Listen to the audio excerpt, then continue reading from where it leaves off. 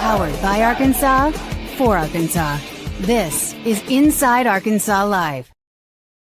And welcome into Inside Arkansas Live here on this beautiful day here in the great state of Arkansas. I'm your host, John Neighbors, alongside Andrew Ellis, and appreciate each and every one of you for making us a part of your afternoon.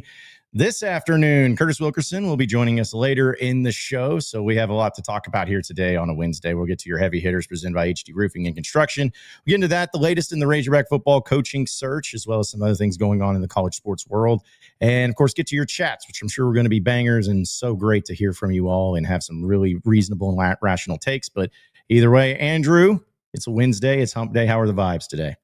The vibes are good, even though it continues to look like a desolate wasteland outside with the weather. I was also prepared to do a whole memoriam of Curtis, honoring his memory and mourning his loss, but you spoiled it with, he's going to be here later in the show, but whatever. But no, I'm having a great time. It's Wednesday.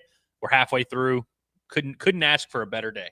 Yeah, well, it's just funny because you mentioned the weather. I feel like it just went from, really like nice kind of summery weather to just boom. Here we are. It's like 40 degrees outside and rainy. Like there was no real transition.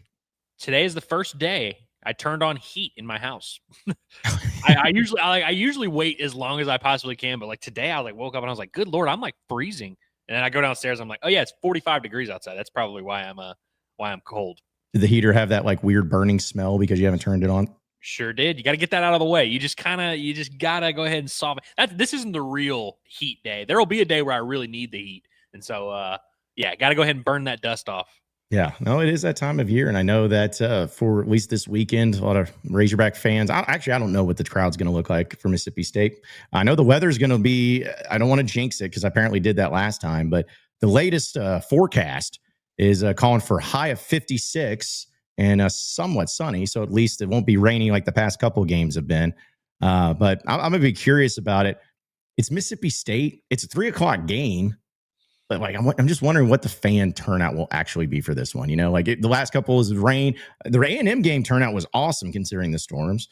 And even the Auburn game was pretty solid, all things considered. But now that the weather's at least a little bit better, is there going to be less fans? I don't really know what to expect in this one. Yeah, I think the Auburn game, looking at the crowd, because obviously it's literally raining for the first half or whatever, so that it's always tough to tell. I think if it weren't for the rain, you would have had a pretty solid maybe 68,000 for that Auburn game type of crowd. Will that be the same for this game? I don't know. With it not being 11 a.m., you'd think that would help, but with the team being 2-6, certainly kind of, there's a lot of factors here. And so I don't think we're going to get like full on Chad Morris crowds or it's half full. But I think we're going to start to see a pretty big dip here. But who knows? I mean, I would love to see Razorback faithful prove me wrong. And they usually do the last couple of years, because there's been times last year where I was like, probably not going to be a great crowd. And it was awesome. So we'll see. This is also the last home game for a while. Yeah. Yeah. Again, the Thanksgiving game against Missouri may be one of the most sad crowds of all time. Like it has potential to be, especially if it keeps going the way it's been going. But I think to your point about the crowds kind of being surprising, I wonder how much that is of people who have season tickets or have tickets, they just start giving them away. And then like people who don't normally get to go to a game, they're like, well, I'll go to a game for free. I'll go out there and hang out in decent weather. I think that there's probably a lot of people too that I was really hoping, which I know that Monday is technically when the first basketball game was, but man, it would have maybe helped if if there was a basketball game like Friday night, kind of like what they did for the exhibition and then going into that. But yeah, it's just amazing because that Auburn game, I know it did for some of us and even some of the audience, but it's just kind of like, all right, you don't even care really about the season. You don't really, we like to look at numbers, and I was looking at, like press conferences that we post or whatever. And not to say it's like the know all end all indicator, but man, it's just like even other places that post those press conferences, like nothing, just nobody cares. Nobody cares about the game as much. I'm sure once it gets here, there'll be people locked in, and we'll be locked in with our pregame show, postgame shows, all of that. But yeah, just certainly is just kind of like, all right, we kind of cared to see where this year went because of the Petrino thing and how they were competitive. But now it's just, whatever. But coaching search, that's the only season we care about is coaching search. I mean, you can kind of tell when the season starts to lose its stakes. And I feel like that Auburn game was the biggest loss in terms of actually ruining the stakes. Because even the A&M loss didn't really affect the big picture situation of how we felt it. Certainly the Tennessee loss didn't. Obviously, the Notre Dame loss was a big one, but like you immediately had the change. And so that kind of keeps fans energized. I'm always fascinated by this concept. And obviously, I understand how normal people consume sports and how their brains work of like, oh, it's football season, I'll consume football. Oh, now it's basketball season, I'll consume basketball. But for us that are like kind of living in it, we really do pay attention to everything all year round. And so it's like always kind of tough for me because like I'm, kind of doing my thing every day. My life doesn't change too much, especially when we're doing the show. I always have a bad grasp of like when the fans really check out. But I think this week we're getting a pretty clear indication that football is very much moving to the back burner, although it's now eyeball emoji season. So everyone just keeps tweeting out eyeball emojis, and people are like, oh, hey, guys, can y'all talk about the rumors? It's like, so that'll still keep us entertained. But yeah, I think this Saturday is going to be a little bit of an eye opener of like, okay, how many fans are really still invested in this product, which at this point isn't a surprise. It's not a ton. Well, I want to ask you this, Andrew, because that's a good segue. I talked about it a little bit on my Locked On this morning, but I want your thought on it. If you're a fan and you're a fan that's really invested into the Razorback program and to the college or to the coaching search, and which a lot of people are, and I'm not talking about the ones that are trolls or the ones that get mad at you if you don't choose the one. I'm talking about the normal, regular, invested Razorback football fan. It's like, how do you know what to believe? How do you know what to like? It's easier said than done to be like, oh, well, just let things happen. And then when it happens, it happens. Like, it's easy to say that, but we're all starving. We're all hungry because we want to know. We want to know where it's going. And this is not me like trashing any media members or anything like that. Cause there's times where media members get it wrong or right. I've done the same thing, but it's like, if you're a fan and you start hearing the rumors, you start seeing the eyeball emojis, like, how do you know what to believe? How do you know what's real and not? How do you know who to trust? I think that's a pretty an epic battle that Razorback fans internally kind of go through of not believing anybody, but also wanting to know what's going on. I know this is going to sound bad because I'm with you that like no one's going to ever accept hey, just see how it plays out and then we'll just all find out together. Nobody's ever going to accept that. But I do think there's something to like, and now this is where it's going to get kind of contentious because I don't know how to say this without like putting some people down and some people up. But like, honestly, I think for you, the fan, you should just look at whoever it is that is saying it. Like if some guy on a message board and maybe 3 guys on a message board all start saying something, if you don't know if you don't know who those guys are and you don't know where they're getting their information, you probably shouldn't put much stock into it.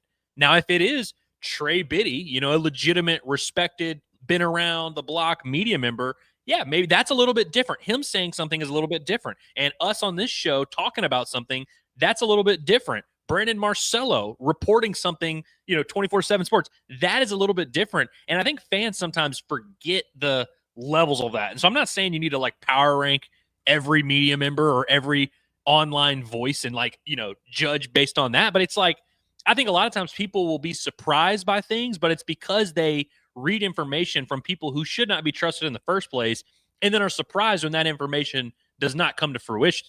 And a lot of times what you see is the people like us, and I'm not saying that we're super legitimate, we're just people who don't want to look like idiots publicly. So we really wait until we really know something to say something publicly. Like you the other day, like wouldn't come right out and you knew some things and you wanted to say it, but it's like, even like we're a lot more careful. And so I think it means a little bit more when an actual list of like an actual media member is saying something for sure. And it's like, hey, no, this is actually a thing. And, I'm not saying we're all right all the time, but there's a little bit more stock in that. And so you also, by the time something real starts happening and materializing, a lot of people start saying the same things. Right now, we're in the time of year where like, you're just getting offhand guesses from different rumors coming from different directions. Once you start seeing multiple people all start saying the same thing, you kind of know, okay, we're really on the cusp of something.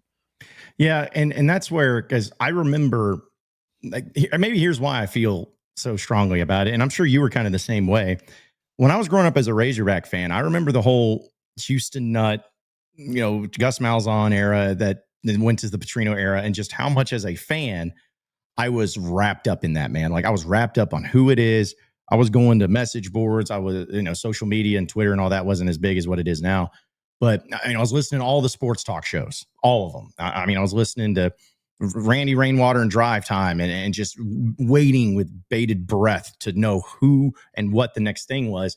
And then when I got into the media side of stuff and I see it on this side of the coin, it's like, I can understand and respect how the fans feel, but I also, like you were talking about, you like people come to you, people say like, what are you hearing? What do you got? What do you know? And then it's like, well, if you say, well, I don't know anything because for whatever reason, they'll be like, well, what good are you? You know nothing. I'm not going to listen to you anymore. So it's like, and I'm not saying that's happened to us, but there are some media members, I believe, because it's just human nature, to where you want people to believe what you say, or at least, have some credibility. So if you truly say, I know nothing about this, and people are going to be like, well, I ain't going to go to you for anything. What good are you? I'll go to somebody else. And then if you come out and you say stuff that's just not true and it ends up not being true, then people are going to be like, well, you don't know anything. You're just making crap up. I'll go somewhere else. And that's where it's like, I know we have done it, but it's about being cautious and careful in the approach, and knowing that it's one thing to have an opinion. It's one thing to say, hey, we'd like to see this, or we'd like to see that. It's one thing to, if you have some legitimate information to kind of, but I think by approaching that, even if you have information, this is what I do. If I have information that I trust, I'm still extremely careful on the approach, instead of just being like, a fat kid with a new toy that just breaks it in his hand because he's so excited because he's just wanting to put it out there. It's like, as a fan, I empathize, or maybe it's sympathize, whatever it is. I do that with all of them, because you want it to be real, but also the media is kind of like, we want to give you something, but there's sometimes we just don't have anything. It's a very weird conundrum.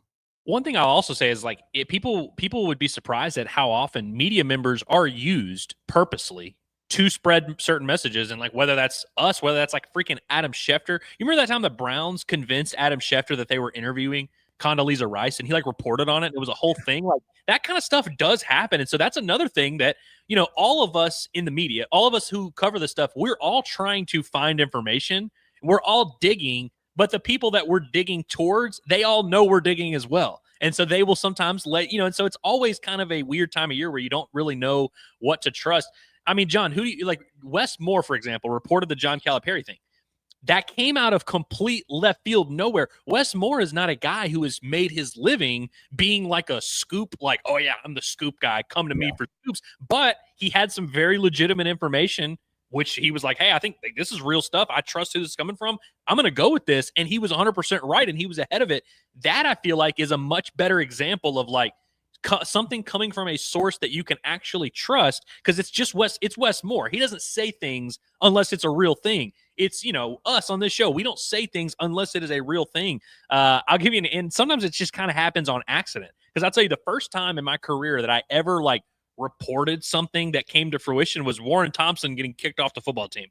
And it happened by complete happenstance, where there was an open media practice session. I was the first one there. I'm sitting there talking to the SID. He just tells me this information. I'm like, oh my God, I have a scoop. Like, and it wasn't like a thing I had made my career doing, but I had information, and I was like, oh my God, this is real stuff. And so I'm running with it. And so I think when I used to work for a message board, I used to watch this happen a lot, where people would have real information, whether they went to the University of Arkansas, whether they had a nephew on the team, something, and they start saying stuff, and then they get credit for, hey, you were right about this. Oh my God, you're giving us this good information.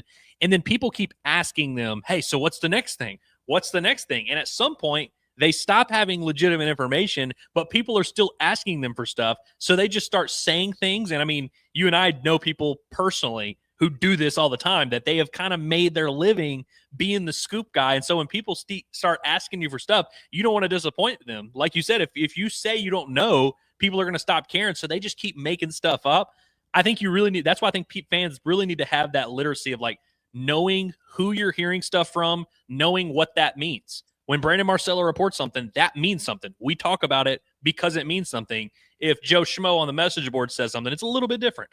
Well, and to your point, this is like somebody asked me this actually like the other day, of like, why is it that a Marcello or Pete Thamel or whoever is usually the first or the one that breaks the news about Razorback sports? Well, you'd think it'd be local media or anything. And one of the reasons that was brought up is because, shout out to him, Matt Moscona down there in Baton Rouge, a good friend of mine. He's kind of the one that broke the news about the firing of Brian Kelly. And everyone's like, hey, that guy local. Well, here's how it is, folks. This is not anything against nothing against any media here. It's just a lot of times when these things happen, and why those national guys know, they don't know because Arkansas is only leaking it to them or telling them more often than not. Usually it's the other side of it. Like say if when Arkansas hired Brett Bielema or whatever, the people that found out about it, the national guys that found out at first, the reason they did is because somebody at Wisconsin told them. And they're, hey, this guy's going. And so that's where it comes into play. There's just a lot of things that go along with it. But also to your point, too, I'm glad you brought it up. I've only broken one story in my career as a media member, and it was the stealing from Belk with Jeremy Sprinkle and the suspension and all that. I broke that story only because there's this guy that I was with at a local establishment on a Wednesday night. He was a little hammered, and his brother was the roommate of one of the football players that was texting him and said that happened to Sprinkle. And so I texted at the time Jason Kersey of SEC Country, and I told him, because I didn't know what to do. I was a radio guy. I didn't know how to break news. You're like, take this. Yeah, I was just like, hey, this is what you may want to look into this. And then sure enough, so I was like, yes, that's the story I broke. So we all got our ones, but that was one for me. Every now and then I get like last year, Logan Maxwell just DMs me on Twitter, and he's like, hey, man, I'm committed to Arkansas out of the portal. And I was like, all right, cool. And I was like, at this point, we weren't really doing a website. I'm like, I don't know what to do with this, but credit to Logan Maxwell. He's committed to Arkansas. So sometimes I just like won't say anything. Yeah. Hey, listen, sometimes it's the best policy there, too. We'll continue to discuss this here on Inside Arkansas Live, folks, but want to remind you that Drain Masters of Arkansas is one of our newest and greatest sponsors here on Inside Arkansas Live, because they are officially licensed in plumbing and drain cleaning while serving the River Valley, Northwest Arkansas, Oklahoma, and beyond. They're ready to handle all plumbing and drain cleaning needs with professional and reliable service. To request a service, it's a really simple thing to do. It's called getting on your phone and calling this phone number, 479-646-5585. That's 479-646-5585. Or you can go to their website by scanning that QR code right there on your screen. You can also like their Facebook page at Drain Masters Inc. And if you need these services, any of their services, folks, just be sure to tell them that Inside Arkansas sent you, because when you do, you get 10% off every single one of their services. It's as simple as that. Again, 10% off if you just let them know that Inside Arkansas sent you. Anything and everything plumbing related, no job is too big or too small. Drain Masters of Arkansas has you covered. Again, we're continuing to talk a little bit about the coaching search, and I know the kind of the latest thing has been what some people have been talking about, the James Franklin deal, and that's kind of been the one of note that there's been some interest there. And I also saw, I can't say if it was for sure like Virginia Tech people or whoever, but apparently there's a connection there with James Franklin. And here's kind of like my next thing, Andrew, that I'm curious about. None of us have been in a negotiation with a major college football coach. Like we haven't been there in the rooms. We haven't been there with all of that. But I feel like there is an element of fear for some Razorback fans, and maybe fans everywhere, about getting played by the agent. Getting played. If you hear this info, that you see James Franklin, you're like, oh, that's cool. But then you hear Virginia Tech, like, oh, we're about to get him a raise. We're about to get in a bidding war. We're about to do all this. That's another thing I feel like is a complicated deal, to where nobody's in those rooms besides the agent, the coach. And then when they come out, the press conference is going to be like, this was our number one guy. And oh, this is the only place I wanted to be. So I think that's also something to take into consideration. I'm just wondering, how many people actually, how often does that happen where you get played by an agent, you get played by a coach? And, or on the other side of it too, Andrew, these coaches and these agents put out there that there's interest, even though Arkansas has not even talked to them, but they're trying to get more money over here. This is kind of the dangerous and complicated game that there is when it comes to dealing with these things and negotiations and money and all of that. I think a big part of this, and I think it's a big part of this whole, it's a big storyline in this coaching search, and I'm hoping that this narrative that I'm about to spew gets dispelled by the University of Arkansas. But I think a big part of this is the U of A and its fan base, by the way, are very quick to accept their position as the last choice, as the last resort, as the school that you have to convince the coach to come to you, not vice versa, not a coach coming to you and just being like, hey, here's my resume. You want to hire me? I think Arkansas is very clear to view themselves in that role. And honestly, why would they not? They have been kind of that program for a while. They don't have that buzz about them. But I think that's how you get that situation where you are so desperate to get the coach to like you that you will basically meet any demand he has. You will do whatever it takes. And so you are trying so hard to appear desirable, to that coach, that you're almost like losing your sense of who you are and what you expect and what your expectations. And I think that's a big issue that I don't know the answer to it. I'm not saying, the Arkansas front office should just be like slapping the, deal on the table and be like, here's the deal, whatever, I get it's a very nuanced thing and you kind of have to play this game, but it does happen a lot where I think Arkansas is viewed nationally as not a laughing stock, but in the SEC, they are definitely not viewed as legitimate as their peers. And so I think there are a lot of coaches, ADs, whoever, that know, hey, I can make a quick buck by, flirting with Arkansas a little bit, somewhere that I'm actually not going to go. And so I think that was what was so exciting to Arkansas about Sam Pittman initially is, hey, we have a guy who loves us and he's not going to fool us. I mean, he didn't even know what an agent is at this point in time. He didn't have Jimmy Sexton. They were like, man, this is like the easiest thing ever. I think that's what was so appealing to them about Sam Pittman. And I don't know if there's a solution to this problem, but I do think that's a big, facet of this whole conversation is Arkansas views themselves so bad. And so I think that does hurt Arkansas in some of these negotiations. Whether it's true or not, the narrative is out there. And I think agents and coaches alike definitely are aware of the narrative. And I think the U of A is very aware of the narrative. And it's going to be really hard for them to kind of make up ground and reverse course on that. Yeah, because here's the deal: is like you think about like being like I haven't been in any negotiations with money of that caliber or of knowing all that, but that's why it's so important that whoever is in negotiations, I don't care if it's an athletic director, I don't care if it's a booster, whoever it is, they need to know how to. I'm not trying to get political, but almost like the Donald Trump, the art of the deal type thing, like knowing how to push it and what's worth it and what's not, and to get it right. And, a lot of people hate Jimmy Sexton, for instance, like they just can't stand Jimmy Sexton, which I understand in theory. But as I kind of talked about on our Discord this morning, like every single one of us, if we were a coach or a player or something, would want to hire Jimmy Sexton because the dude is the best in the business and the best at his job. You may not like the way he does it, may not like how he does it, but that's just what he does. And that was, to me, the problem with whether it was Juracek or anybody dealing with the Pittman hire and all of that, is if you have resistance to hiring an agent like Jimmy Sexton or dealing with an agent like Jimmy Sexton, you are going to get killed. You're going to get killed in the negotiations. You're going to get killed where the guy represents everybody. And the guys he doesn't represent, you know what he's going to say? If you don't deal with him, he's going to go to the other agents and be like, don't deal with that guy. Because that's why it's important to kind of, if there's one person you got to, kiss a little butt with and deal with and be on point with, it's the agents. And it sucks, but you can't, that was to me. And I know some people have tried to go against this report or whatever, but that's what kind of cost you Lane Kiffin a little bit of the possibility of him being the head coach before Sam Pittman, was not wanting to deal with the negotiations of the back and forth. I get it. It's frustrating. We all of our moral turpitude should say, when you make a deal or you agree to something, you need to hold up to it. Okay. Well, that's not how it works. And if you want a good coach, you're going to have to eat a little cheese sometimes to deal with it. For sure. And I think everything is transactional in the world. Like just literally everything that we do, every product we buy, every friendship we make, even a lot of them are transactional.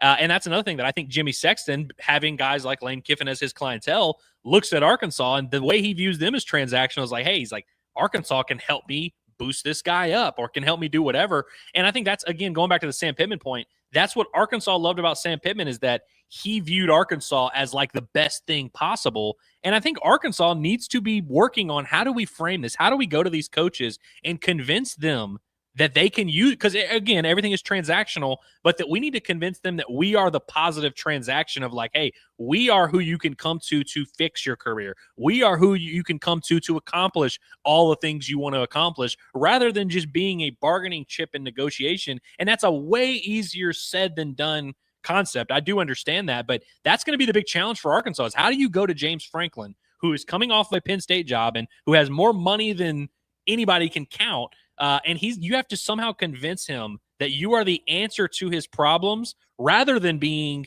something that he can just kind of use as a negotiation tactic. That's a very tough task to do. And I think it's also going to be a tough task when you go to, even if it's a Summerall or a Golish or a whatever, you have to convince those guys that you are the transaction they should make, and not just something that's kind of in the rear view as some peripheral of the conversation. Like, everything's transactional. Convince people to want to make transactions with you. Yeah, because not only anybody that thinks that when the coaching thing happens with an agent, you sign on the dotted line in the contract, that it's like, all right, well, that's the last time we're going to have to talk with this agent. No, it's going to be all the time. You're going to have to deal with that person. If safe, because here's the deal: if that coach has success and he starts winning, and all of a sudden other places start coming out, and that agent's going to hit you up as an AD, say, hey, So letting you know, we're getting offers of $1 million more a year over here. What can you do for us?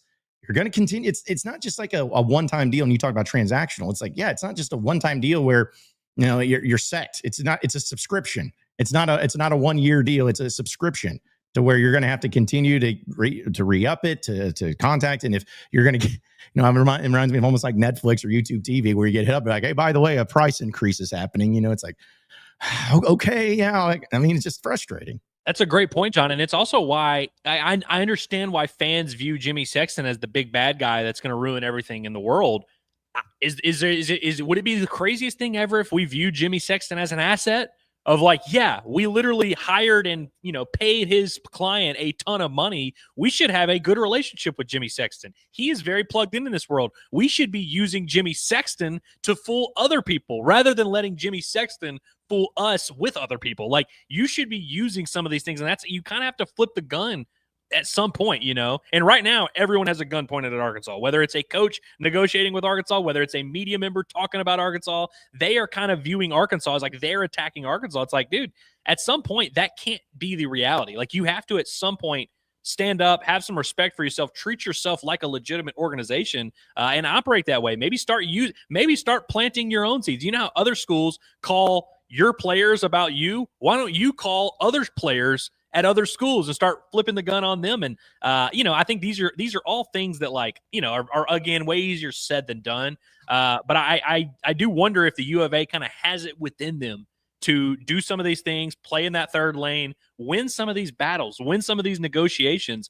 As much as I know we talk about Hunter Yurchek and what he gets credit for or whatever, and I don't think he gets credit for much. I'll just be clear on that. But the Cal situation was like the one example of like, hey, you can sit in a room with a powerful person and you can kind of persuade them a little bit. You can convince them that they can benefit from working with you. And that is Arkansas's goal here, is to convince all these agents, all these coaches, that you are actually something they can benefit from and not just kind of a last bit of the discussion. I see people in the chat today being like, oh yeah, we're just gonna have to wait till all these other coaches hire their coaches. Why? Who said that? Why? Like, who convinced you that was true? You fired your coach before everyone else. Why should you, the fan base, and why should the U of A, the athletic department, accept that as a reality of like, oh man, we just have to wait until all these other schools do what they do? It's like, dude, go out there and make it happen. You have a completely wasted season where nothing is happening. There's nothing with the current football team that is taking your attention. Go out there and get dirty. Get your hands in the mud. Make something happen. Yeah, and there's a good point I want to bring up from that as well, but want to remind everybody, Hickey and Hull Law has you covered for all of your legal guidance, your legal advice, your legal issues. They're going to get you taken care of. That's why we love partnering with Hickey and Hull Law, because they're the best in the business, especially here in the state of Arkansas. No matter if it's divorce and custody cases, criminal cases, civil litigation cases, personal injury, estate planning, they're the ones that's going to help you out, because anytime that you're dealing with one of these things, it's very serious, and it's something you want to make sure you're protected on. You want to make sure that you're knowing what to do, when to do it, how to do it, what you're legally allowed to do it. So don't handle it on your own. Don't do it on your own. Have the pros, have the best, have the guys and the gals that care the most about you over there at Hickey and Hull Law Partners. They have offices in Fayetteville, Fort Smith, Little Rock, and Mena. And you can get going and get that help today by calling 479-434-2414. That's 479-434-2414. You can also check out their website at hickeyandhull.com. Scan that QR code on your screen. It'll take you right there. It's Hickey and Hull Law. Things are about to get better.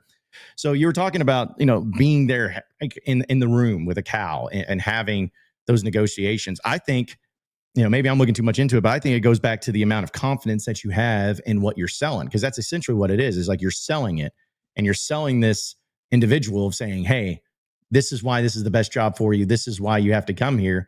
And I've always wondered, kind of given the circumstances and what we've heard from Yurachek and from other people, it's that like there's a lack of confidence in what you're selling, because it's like, well, we're just not this and we're not that, and we can't have this, we don't have this, don't have the funding.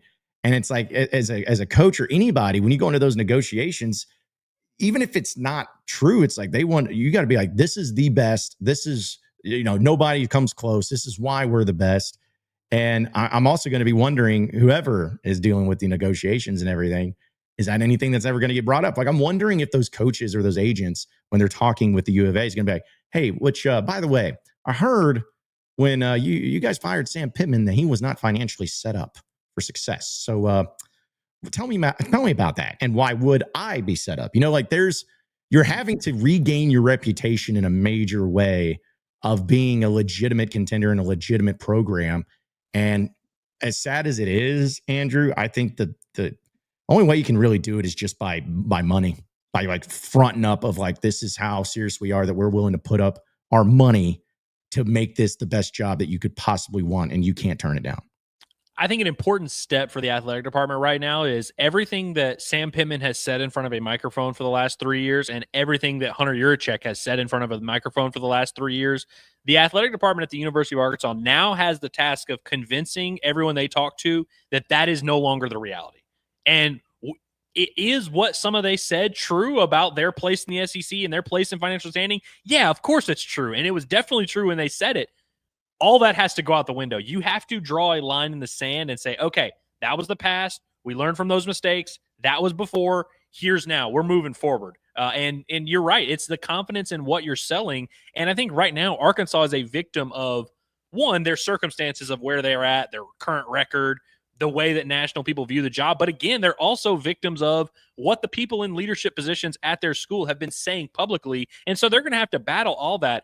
John, I keep thinking about that. Well, while we're having this conversation, I keep thinking about Wolf of Wall Street. What was the name of that company at the very beginning? It's like Aerodyne Industries or Aerotech something. And yeah, it's they're like doing like high-tech radar systems. Like, yeah. It's like this nasty little rundown trailer in the woods. And he's sitting there on the phone talking. He's like, we've got the most cutting edge technology. We've got whatever. And I know that's a very simple, oversimplified way of viewing it. But it's like, that really is what you're doing here. You really have to be framing the conversation however you want to do it, of like, hey, we are this school that has, is in a state that has 6 Fortune 500 companies. We have this tremendous history. We're top 25 all time in wins. We've got all these, SWC, whatever. We've recruited all this. We've got Jerry Jones that'll give you $1 billion or whatever. You need to be selling people on why that is a real thing, rather than, well, we're going to be 14th in the NIL. We're going to be 15th in recruiting. And it's like, you have to really separate yourself from all that, because that perception is definitely, like, everything Hunter Yurachek and Sam Pittman have been saying for the last 3 years is the exact opposite of that Jordan Belfort scene, where it's like they are literally like looking at the holes in the walls and they're like, yeah, there's a leak in the roof. The air conditioning don't work. And it's like they're trying to sell you on something when they don't even believe it themselves. And you're 100% right. Like, you do have to have that confidence in what you're selling. And I think you got to reframe the conversation, but I think you also need new voices, new people. And it's a lot easier to do that when you've completely cut ties with the previous regime. I'm so glad you brought Wolf of Wall Street, because I also thought of like that scene, which is a great parallel, but also the sell me this pen. It's kind of like, I feel like if you went into Yurachek or whatever, you're like, sell me this pen. They're like, oh, well, it writes really well. It's, it's nice. It's kind of like, no, it's the demand that you have. It's like having the confidence that my job that I am offering to you is the best. My job is, no one else. And here's why. Not just saying I'm saying it because I'm a fan of it. I'm saying it because I have hard, concrete evidence showing that this is the best job you could ever get. And then, because that's, confidence breeds confidence. Coaches are very confident. Like, they're very egotistical. And if they deal with someone who's confident and egotistical, there's going to be almost like a battle of respect there. That's how it is. Like, high ego people deal well with high ego people because they kind of have the same mind frame. But if you're somebody that's getting with a huge ego, but you're Mr. Humble and all of that, you're going to get eaten alive. They're going to eat you alive. That's why I almost call it the Wolf of Wall Street. It's like they're wolves and they're going to eat you alive. And so you have to be able to bring that to the table from the jump. And the longer you go without that happening, or the longer you go with just kind of being accepting, well, it is what it is. And it goes back to the whole thing of not accepting mediocrity. Like, no coach is going to want to come in here worth their salt and be like, well, gee, I'm not going to be set up for success. But like, I do not want any coach to walk in here and be like, well, as long as I can make it to a bowl game, I'm a success. No. Like, that's, again, you drain the swamp and blow it up. That's why this culture has to change so quickly. Has to. By the way, it was Aerodyne. I looked it up. Aerodyne Industries. That was the name of the whatever. But no, there's a reason why people say fake it till you make it. And I remember as a kid being like, why? Like, what is that even? Like, I couldn't understand that concept. And then, I kind of, you go through certain things in life and you're just like, oh, okay, you do have to kind of mentally frame things. And I think the Cal, I mean, I know we keep coming back to the Hunter Yurachek Cal sit down, but that really is like, I think it's the baseline of what you should want to do with every program. And it's a great example of fake it till you make it. Think about this, John. When Hunter Yurachek sat down with Cal, one, you had just had Muss leave you to go to USC, which there were a whole lot of reasons for that. But it was very easy for Yurachek to say, oh, yeah, Muss left because, he was scared of the grind and he leaves everywhere he wants and he's hard to work with. So, honestly, we let him walk. Like, he framed that a certain way, faked it till he made it. He also had the Hunts who had just pulled their money for Arkansas basketball's NIL. At the moment that Yurachek was speaking to John Calipari, Arkansas had no financial backing for basketball. Now, obviously, John Tyson was who set up the meeting, so I think Yurachek had a decent inkling that maybe he was going to get some. But again, at that given moment, Arkansas did not have anything. They had to fake it. They had to stand in front of Cal and fake it and act like, no, we've got this whole thing. It's ready to roll. You get Cal on, you get some things rolling, you get some financial backing. Now, all of a sudden, here we are almost 2 years later, and Arkansas has made it. The basketball program is exactly where you want it to be, and it's exactly kind of what you envisioned. And it wasn't true when Cal first took over, but it now is true. That is a literal prime example of fake it till you make it. Like, sometimes you just got to kind of lie, and then eventually, if you get the right people in leadership positions, you do actually make it work. That's exactly right. And that's kind of going to lead us also into our Alumni Hall question of the day, presented by our friends over at Alumni Hall. It's the ultimate Razorback shopping experience. A lot of you who are always looking for new Razorback gear are trying to figure out, all right, well, where do I go if I need a jersey? Where do I go if I need a new Razorback hat? Where do I go if I need a Razorback polo or a quarter zip? Because it is quarter zip season. No matter what, go to Alumni Hall in Fayetteville because they have it all. It's incredible the amount of inventory that they have and in different variations for men, women, and kids. And in fact, every time we do a live show there each and every month, people are blown away when they walk in for the first time. They're like, I've never seen anything like this. And that's why we love them. And that's why they're the best. So don't go anywhere else. Don't go on Amazon ordering some old crapperware when it comes to your Razorback apparel. You're a Razorback fan. You want to look good. You may not look good on the field, but you're going to look good as a fan with Alumni Hall. So shop them today at insidearkansas.com/alumni hall. That's insidearkansas.com/alumni hall. Scan that QR code right there on your screen. It's Alumni Hall, the ultimate Razorback shopping experience. And part of the poll question, which is actually extremely even, Andrew, like it was a yes or no question because there's not a right or wrong answer to this. It's just an opinion. But do you believe Arkansas will make a better coaching hire this time around than any of the three previous coaches they've hired, which is Bielema, Morris, and Pittman? 52% say yes, and 48% say no. I mean, listen. I think that's about right for the poll. Like, I think it should be about 50-50, honestly. It's a big question, man. And like, I do think there is reason to believe that, hey, this is different and that they can do things differently. And the definition of insanity is doing the same thing and expecting different results. I don't think that's what the athletic department is planning to do, is like just kind of run it back, keep everything status quo and just hope something different happens. But it's one thing to want to do things differently and want a massive change. And it's a different thing to actually go out there and make that change happen. I do feel that the University of Arkansas and a lot of people involved in this decision-making, they do realize that they have to do something different, that there needs to be a shakeup, and they're going to have to take a lot bigger swing. They're going to have to take a bigger chance. They're going to have to invest more money. Like, this is going to cost a lot. I do think people involved understand that. Will that actually lead to them getting a better candidate? I don't know, but we'll see. I do think that their heart's in the right place, but it's up to them to go out there and kind of dispel all these narratives. Well, I think that it's also a unique situation where this is the first coaching hire in football that you're making in the NIL era. Like when they hired Pittman, that was pre-NIL era. That was before all of this. And if you're somebody that's saying no, I'm not going to argue with you, because that's the thing is I totally understand your logic in that. But I think maybe I speak for some of the people saying yes, is that because of NIL, because of all of that, you feel better about it. Like, I feel like you feel better than what you did in the Chad Morris post when he got fired situation, where he went, 4-20 in 2 years.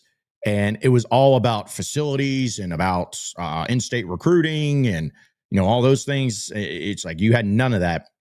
But because of that, because of some of the quality coaches that I believe are out there that are realistic options, I think maybe it's because some people feel that Yurachek is not going to be involved with the hiring, which, goes a long way for some. I think that's where maybe some of the positivity comes around. Now, will it be paid off for? Man, who knows? Probably not, because it seems like it never is. But I get where people are feeling maybe a little bit more confident this time around, because the things that Arkansas can at least be in some control of that could appeal to a big time coach, maybe a little bit more appealing than what it was previously. 100%. And as much as I just said that Arkansas is a victim of their current circumstances and they're a victim of the things that Pittman and Yurchek have been saying publicly for 3 years, in this day and age, with this new era of college football, you are a lot less tied to your recent results. Whereas when you were hiring someone after Chad Morris, every coach that was thinking about going to Arkansas had to look at your current roster and your current results and say, okay, that's my starting point. I have to take this and make this something great. Whereas in this new day and age of college football, you can just take whatever team you have now. You can just take the whole team. I mean, if you're Alex Gulch, you could literally take 50 dudes from South Florida, make it work. You don't have to keep any guys from that roster. In fact, you're encouraged to not do that. Like, if as Razorback fans, we would think it was weird if you came in and kept the full roster. We'd be like, what are you doing, dude? Get rid of these dudes. And so I do think that certainly is playing in Arkansas's favor. So I'm with you. I can definitely see, like, the case is easily there for yes, that Arkansas is in a better position just because of this new world that we live in, where I don't think coaches are as scared off by that. Where back in the day, you really did look at it and you're like, all right, if I'm going to start here, I'm going to go 3-9 the first year. We're going to go 5-7 the next year. Then we'll go 8-4. And then we'll go, it's like that kind of way you had to build a program doesn't really exist now. So I do think that some of these coaches that maybe look at Arkansas and they have their concerns, those concerns can be answered for. And those concerns can be alleviated with a lot of money. Whereas before, that route didn't really exist. It was, you couldn't tell any coach that you were trying to hire after Sam Pittman or after Chad Morris, like, oh yeah, no, like you don't have to keep any of these players. Yeah, we'll financially support you. The conversation is completely different. Yeah, it absolutely has been, and it's turned that way. But speaking of conversation, let's go ahead and get to some of your chats, folks, because I know you're getting all pumped up and excited about everything going on in the coaching landscape as well as other things. But I want to remind everybody, the Walter Christmas Lighting of Arkansas is going to have you covered this holiday season, this Christmas season, for your lights. You know, they did Halloween lights, but that's on Friday. So if you want your Halloween lights, it was too late for that. But that's okay, because Christmas lights are also available with Walter Christmas Lighting, and they do the best in the business. If you're in Northwest Arkansas or in the River Valley and you want your house to light up the neighborhood and be the place that everybody drives by and admires and is like, wow, look at what a great job that they did. Well, Walter Christmas Lighting is the place. You can text our guy Brett at 479-459-1380. That's 479-459-1380. And when you text him, he's going to give you a free estimate. He's going to take a picture of your house and put the lights to where they need to be and give you an idea of exactly what it'll look like, because they provide all the materials. They also will give you any color of light that you want, any pattern of light that you want. And they are the ones that not only install it, but they give you the free maintenance throughout the holiday season. And they also do your takedowns in the month of January. It's that simple. So give them, again, a text today. Our guy, Brett, 479-459-1380. You can also check out their website at walterchristmaslighting.com or like them on Facebook by scanning the QR code on your screen. It's Walter Christmas Lighting of Arkansas, your local holiday lighting experts. All right, let's get into these chats. Man, again, pours are out today, Andrew, I guess, and no super chats to start with. So just like yesterday when you were talking about that. So we're kidding. We're not saying that we want super chats. We're just messing. All right, so a few things going on here for the chat. Let's say hot take. I love it when it starts this way. Hot take. Kiffin likes our players, so he's going to come to Arkansas so he don't have to use the bribery. JK, I don't believe that would happen, but you can always imagine. I do like this. By the way, this kind of plays into what we're saying, because I've kind of wondered this for a while, John. What is stopping the University of Arkansas from offering Lane Kiffin $12 million to be their head coach? Now, obviously, by the way, I know someone's going to respond and say, well, he'll just say no and go to LSU. Yeah, most likely. But like, I think it's actually a disservice for Arkansas to not be just throwing your name at all these guys, and start at the top, man. Start going after a big fish and just be like, hey, Lane, I know everybody thinks you're going to LSU. Everybody thinks you're going to Florida. You're a troll. Wouldn't it be funny if you went to Arkansas, where you take all our players anyway, and the expectations would be lower? Like, there's nothing stopping Arkansas from doing that, right? I mean, I don't think so. But, again, it's not going to happen. It's not going to happen. It's not going to happen. But you talk about the funniest thing ever. That would be. Oh, my God. Well, I see David right away says, well, he'd just go back to Ole Miss and get 12.5. Well, obviously, yeah. But it's like, is that a bad thing for Arkansas if Ole Miss pays their coach $5 million more or whatever it is? Like, it's like that's the worst. If that's the worst case scenario, I'm good to live with that. The worst case is he says no. Like, cool. I think there's so many things. I'm not saying that Lane Kiffin's like ready, waiting by the phone, waiting for Arkansas, but it's like I think it's kind of funny how many times Arkansas won't even try and do something because they've already convinced themselves you can't do it, and it's a thing that you can't do. Yeah, because and also say I think Jimmy Sexton's Lane Kiffin's agent. I'm pretty sure. And if it's like if he says goes back and says no or whatever, you know what Jimmy Sexton does? He'd be like, man, Lane, he says no, but he goes to another one of these great coaches that he represents and be like, hey, listen, Lane said no, but they're over here offering $12 million. Would you like, I think you should take this job. And it suddenly just spreads a little bit. It goes out. Maybe Arkansas can get Jimmy Sexton to agree to the job even without Lane's consent. And it's just like, you know what? Sign on the dotted line right here. We're good. Yeah. It just make that happen. I think people would be on board with that. Would that be the consensus number one? Like if you hired Lane Kiffin, the percentage wise of Razorback fans being excited and on board, would that be number one? I mean, it would be my number one. I mean, but dude, my father is the only person that can really attest to this because I've been in 2017. Lane Kiffin was my number one like priority. I was like, I really want Lane Kiffin. Like during the Chad Morris thing, he was at FAU at the time, I believe, and I was like, I really, really want the Lane Kiffin thing to happen. I think it was his first year at FAU, so he really wasn't a huge candidate for all these jobs. 2019, he was my number one guy. I remember the moment when the ESPN ticker went in there and it said Ole Miss has agreed with Lane Kiffin to be their next kid. My stomach dropped, John. I was depressed. I was so sad because I was so convinced he was coming to Arkansas. He's been my dream coach this whole time, and he is still my dream coach. Yeah, I mean, he's one of those coaches to where, you know, if you want him at one point and then they go somewhere else, like sometimes they don't pan out, or sometimes you're kind of like, ooh, you know, dodged a bullet with that. Lane's the one where it's like, I wanted him from the jump. He was the number one candidate I wanted. And then he went somewhere else and dude's killing it. Just absolutely killing it. The premise, by the way, of Lane Kiffin's career arc, and I've talked about this before, like, you know, because he was the youngest head coach in NFL history with the Raiders way back in the day. And it was a complete disaster. He clearly was not ready for that. He also, I don't know if he was really ready for the Tennessee job when he got it.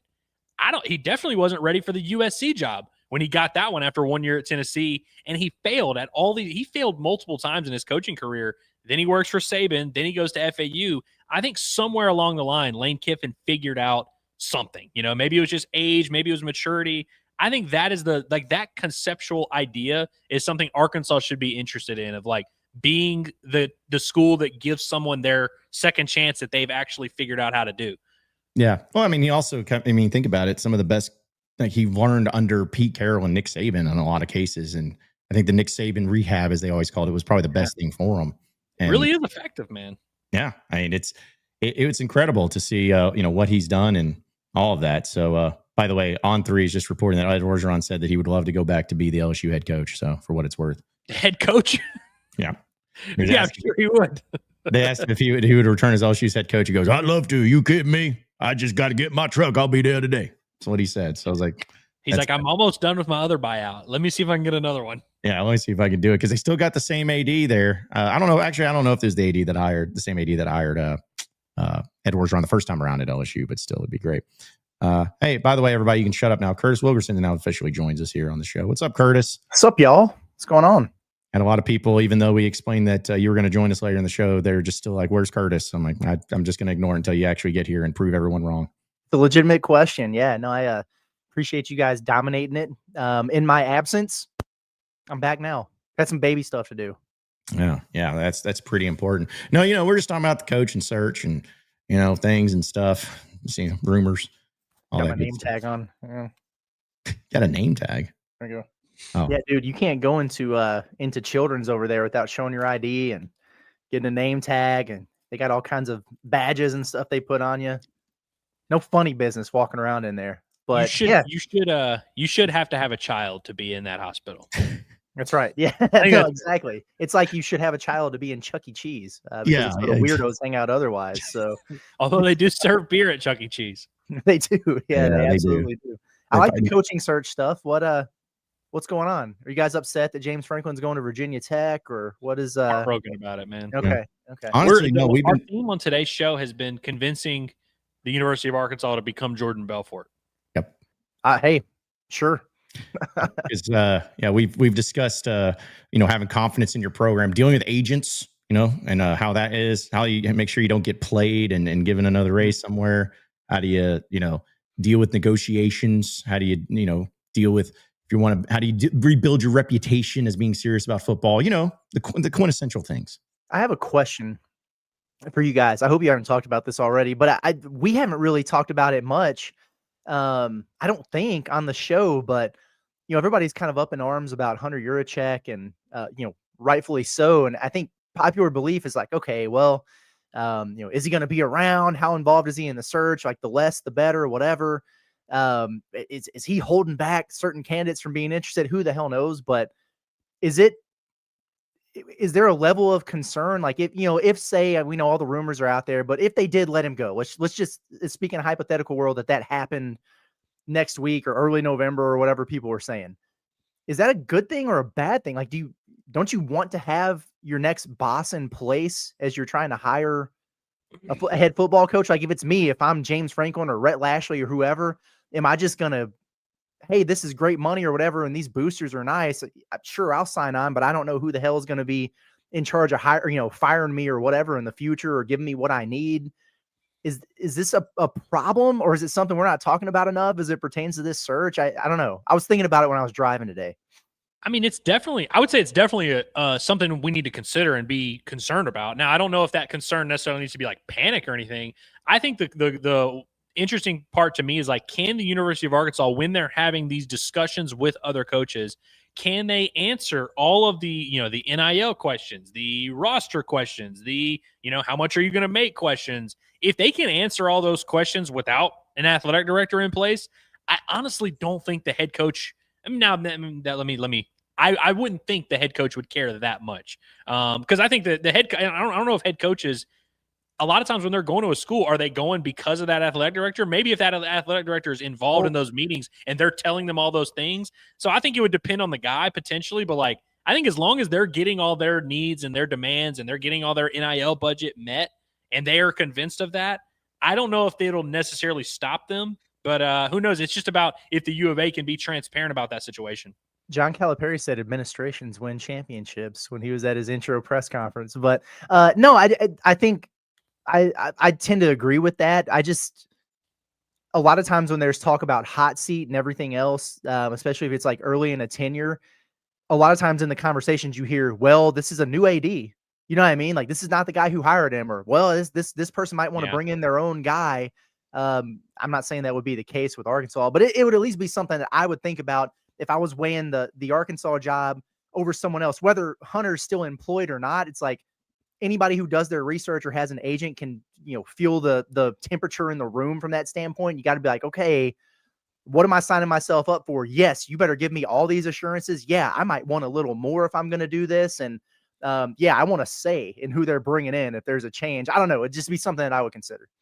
Well, my thing would be, like, and this is, I've been reporting this for weeks. I haven't been reporting anything, but the thing that I felt like when it comes to this, this is the situation, Arkansas is in a unique position. And this is not an insult to anybody at the University of Arkansas and the athletic department, coaches and all of that. Basketball is just fine. Baseball's just fine. Like, you don't need an AD that's going to come in and, they got to make sure the basketball program's in check. And then they're fine. This AD or potential new AD needs to be football. So yes. If I was if it was the situation, if there's a certain coach you want and you go out there and you're in negotiations, and maybe this is part of the negotiation while you're talking about, be like, find out from his agent or find out from him or whatever. Be like, who do you like working for? Or who would be a good position? Did you like working for this AD over here? Did you like working with this guy over here? Just get some ideas, because I feel like that's a negotiation tactic, sweetening the deal, because you want a coach that, like Cal Perry's not working for anybody, so it doesn't matter. It's like, but this football coach, get somebody that he likes and trusts and can work well with, instead of just being like, well, hey, if you're going to be a coach, this guy that you've never met before is going to be your AD, and make it work, make it be a partnership, make it be a healthy work environment. That would be my approach to it. Here's another thought that I've had. Now, if you are an agent of any sitting football coach in the FBS right now, stop listening right now. Is there any possibility that Arkansas hires a coach and just pretends like Hunter Yurachek is the AD and he's going to be there long term, and you kind of just ignore his aspect of this whole conversation, and then as soon as you get that coach signed on the dotted line, you fire Yurachek? Now, now that might not be the best way to get your new head coach to trust you and to love you, but I'm like, dude, I'd get that coach. I'd make sure the ink is dry, and then as soon as it's done, I'd fire Yurachek. Honestly, yeah. And then you just that's what they do.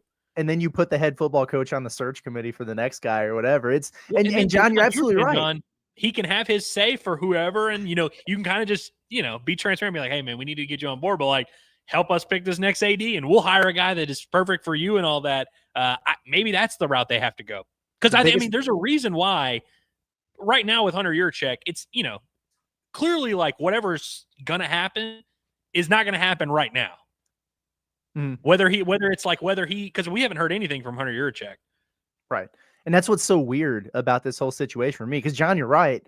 This is not for basketball. It's not for baseball. The biggest running joke out there is that nobody gives a damn that Arkansas finishes 11th in the Director's Cup or whatever. Like when people are ticked off about the situation with the AD or whatever, it's not because the athletic department is in shambles and none of the programs are having success or anything like that. No, generally Arkansas has a super strong athletic department as it pertains to their sports and everything they've got going on. It's football stinking and the lack of embracing NIL, which directly impacts football stinking. So I don't know, man. That's why I'm very, very fascinated by all these conversations of how involved is he in the search? Is he here long term? Is he trying to find another job? Are they trying to get him out of here? Because I think it's not quite as important as having the resources and everything that you need, the NIL commitment and all that, but it is a big piece to this puzzle for sure. Maybe they get a package deal and they take Summerall and the Tulane AD. There you go. Hey, if it works, that's who you want. No, I would just love to, in my mind, I know it wouldn't be the case, but I just love if they hired a new AD and it's like, hey, Coach Cal, this is the new athletic director. And he comes to shakes his hand and says, stay out of my way and leave me alone. It's like, okay, thank you. It's like, that's how it would be. Just like, get out of the way. Just get out of the way. Let him cook. Let him do the thing is, because it's like when I went to that business summit that Cal spoke at, he was basically like, I stopped asking for permission and I started just asking for forgiveness, which is basically me telling me like, I'm John M.F. Calipari and I'm going to do whatever I want. And I don't care who you are. You're not telling me what I can and can't do. So, yeah. What the? No I don't even care. Actually, what is Hunter going to say to Cal? Yeah, yeah. So I'm good. I'm glad that he's doing that. Yeah. So this, it needs to be a football driven guy here. So, see another chat. So shout out, we got super chat. Briley says, Hogs football is depressing, but shout out Curtis for referencing the term dog water this morning on Pod at the Palace. He's hip to the brain rot already. Is that a brain rot thing now? I was like, Curtis has been using dog water before brain rot was even a term. I didn't know that was that was part of the movement. So I'm glad. Yeah. So now I've gotten dog water in there. I've done the 6-7 thing a few times. I had several people reach out to me this morning because of a reference I made to Malik Thomas that people thought was funny. Had a 4-letter word, so I won't repeat it right here. But yeah, I mean, I guess I'm on a roll right now with some of these. I don't even know what brain rot. I mean, I know what brain rot is, but did not know that dog water was part of that. I'm happy. It's good. Let me start making a list of all three of our like phrases that apparently we use, and people are like, "Oh man, this like whether it's moving the needle or two things can be right at once, or whatever it is." We got some catchphrases. Yeah. I bet now I'm very conscious of saying electric. It's like every time there's something cool happening, I'm like, "Oh, that's electric." People are like, "Damn, man, you're gonna trademark that?" Or I thought I was gonna get made fun of. Oh man. Speaking of, Matt says, do y'all feel like Hunter Yurachek's poor relationship with Jimmy Sexton will hurt us in the coaching search? Well, kind of goes back to the whole thing of like the involvement of Hunter Yurachek in the coaching search. But yeah, this is why, as much as people, we were talking about it, as much as you may hate or not like Jimmy Sexton, you have to have a good relationship with him if you're an athletic director. You just have to. Plain and simple. And honestly, it might help in this situation. Yeah. And I'm going to go ahead and say it because I don't care anymore. Listen, Dave Van Horn's never had an agent, fellas, until this year. And it's Jimmy Sexton. Just saying. Why did I not know this? Yeah. I swear very recent. Like very recent. Very recent. Yeah.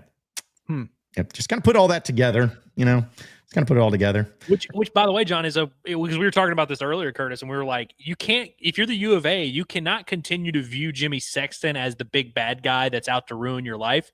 You have to view him as an asset, and that's what these coaches are doing. I think the U of A, if they were smart, would be also utilizing Jimmy Sexton. I mean, there's a lot of things you can utilize Jimmy Sexton for, but it's like the more you continue to frame him as the bad guy, I don't think that's going to help you in the long run.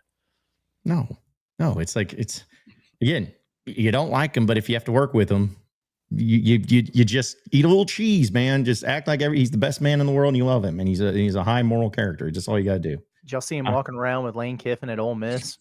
I did. He's wearing that shirt. Dude, yeah, listen, with the money he has, he could spit on Lane Kiffin if he wanted to. Like, I mean, that's next level power. That said, turn off the morning rush today. Tommy Kraft said our realistic head coaching candidates are Bobby, Barry Odom, and Dowell Loggins. Well, was that a bit? I don't know. Listen, like I know Tommy. I did the morning rush with Tommy for 2 years. I don't know if this is real or not. I don't know if that was what he's saying. I trust you, Matt, but a lot of cases that might be just people that Tommy likes and has a relationship with. I know Dowell Loggins he does and all that, but if anybody says that like these are the 3 realistic candidates for Arkansas, odds are they have no idea. Like it's just, and I'm not saying Tommy is wrong. I'm just saying like nobody knows. Like nobody has this insider information. Like these are the 3 coaches and no one else. It's like no. Could you imagine if we went through all this and then Arkansas hired Dowell Loggins? 2-month coaching search. Bobby's here, and then you hire Dowell. And I like Dowell Loggins. I do too. But you know what it would be? People would convince themselves, be like, Eli Drinkwitz came from Appalachian State. He's an Arkansas guy. An Arkansas guy from App State. Yep. Plus, you get Dylan Haas would be starting at safety next year, which would be nice. I mean, listen, I like Dowell Loggins too, and that's why it pains me to have to point out that he has pretty much not had success at any tenure he's ever had in his entire professional life. And again, I'm not saying that to knock Dowell because I don't think it's like his fault, but it's like I would maybe let the guy have 1 degree of success before I hired him. Maybe. That'd be nice. At any job, by the way, like OC in the NFL, tight ends coach, OC, it's like somewhere. You got to have some success somewhere before we can crown him. Is the most impressive part of his resume that he left South Carolina and the foundation's crumbling around Shane Beamer? There you go. Might be, yeah. I think he left South Carolina and it was like Jenga, where it's like you have it and it's like doing like this every time you put a thing on there. It's like, oh yeah, I built this great thing. Let me get out of here. Yeah. And also the thing with Dowell Loggins too, like you're going to really make it to where you hired your 3 football coaches in a row that you hired was Chad Morris, who like his best year after 3 seasons was a 7-5 record at SMU, to go to a guy that's never been a head coach before, to go to a guy who was a head coach for 1 year and has not really had any high level success. It's like, boy, that really just kind of shows you how serious you're taking it, if that's the case. Ugh. Let's see a few more chats here too, because I know we'll have our heavy hitters here as well. David just says James Franklin has agreed to be the next head coach. You heard it here first. Make sure you credit me. Unless it doesn't come true, then ignore me. I love this. We were having the conversation about like who do you trust and where information comes from. That's my favorite part about the message board culture is like a lot of these guys miss very regularly and never get held accountable for it. I remember they used to drive me and Curtis both nuts because like people would gravitate and be like, "Oh, this guy's awesome. He gives all this information." It's like 45% true, like maybe 45%. Yeah. It's a walking bit, and also too, it's just funny because there are a lot of people that, if you're saying it in a joking way, but there are people that I forgot what it was. Maybe it was the hiring of Kelsey Music or something. Somebody on Twitter was just like tweeting at every single account, just like, credit me, I said this 2 months ago or something. Like, my goodness. Like, okay, what if they did credit you? What does that give you? Like, what did you get? Just a random Twitter account. It's annoying. Cloud. Let's see. Case just said rumblings out of Lexington is that Curtis is interviewing for a job covering BBN right now. That's where he was at for the last hour. That's unequivocally false. That's bull crap. I haven't done it. Andrew hasn't interviewed with Western Kentucky. That's ridiculous. I don't know where that comes from. There's no journalistic integrity on social media. Okay. And all it does is complicates. I think it's planted by people out there who want to stir the pot while we've got a good thing going. That's insane. It's absurd. And it pisses me off.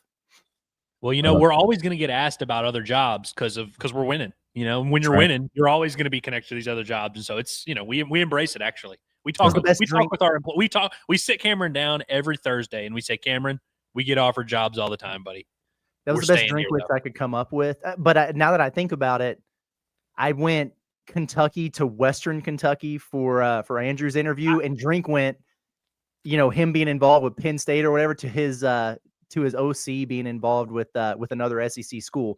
Do I think that Arkansas is that much lower than Missouri that I would go from Kentucky to Western Kentucky? I kind of feel bad about what I just said now. Yeah, a lot of people in the chat are correctly interpreting it as a shot at me. I also interpreted it that way, so I'm glad we're on the same page here.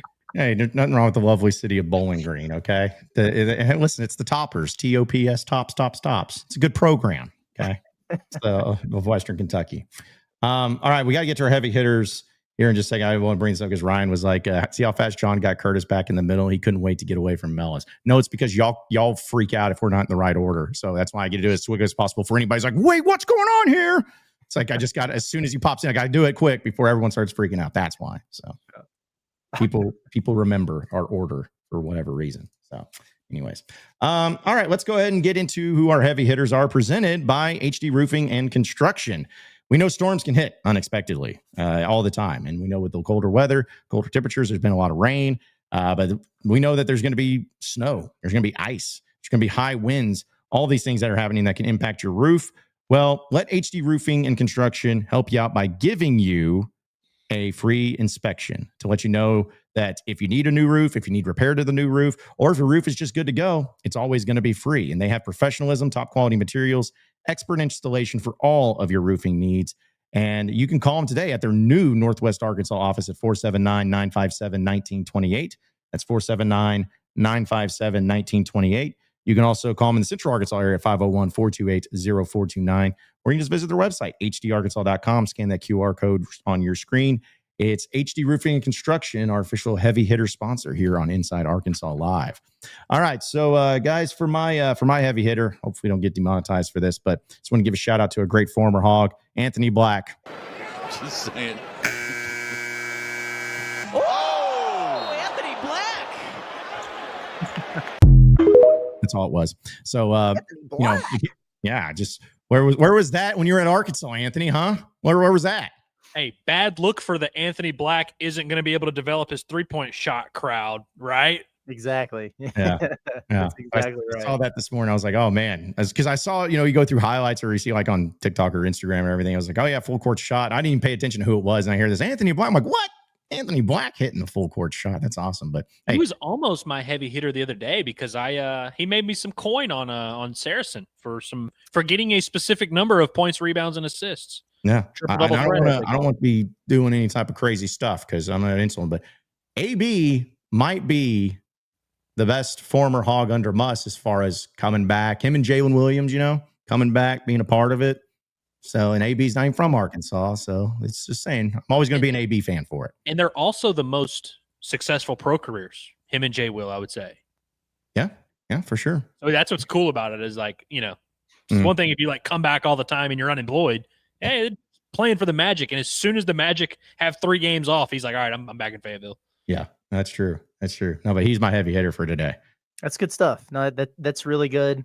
Mine is going to be a combination, I guess, of Coach Cal and Penny Hardaway, the women's programs at Memphis and Vanderbilt for just for that event that they put on the other day. We got so caught up in the basketball, and it was awesome, really, really cool. And then I know that there was a big spectacle made of all the Cal's former Memphis players coming back there and everything. And that was an awesome moment for him and seemed like a really cool moment for the city. But the whole thing was for St. Jude's, and they raised a lot of money for that. And from the sounds of it, like all the coaches made some pretty sizable personal donations and everything.